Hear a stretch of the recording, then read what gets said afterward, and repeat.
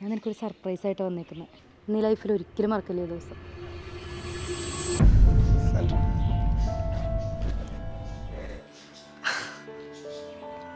എനിക്കറിയാം നീ ഭയങ്കര സർപ്രൈസ്ഡാണ്.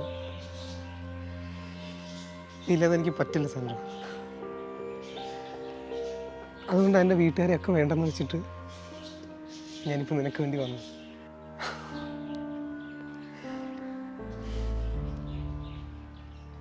ഈ മിലന എന്നെ കൂട്ടിക്കൊണ്ട് വന്നത്.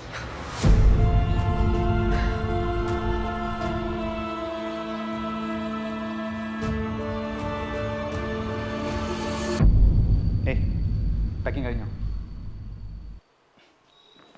താൻ പറഞ്ഞില്ലേ അവനെ കിട്ടാൻ പോകുന്ന കുട്ടി ഭാഗ്യവതിയായിരിക്കും. ഹാപ്പി ആയിട്ട് പോയിട്ടോ.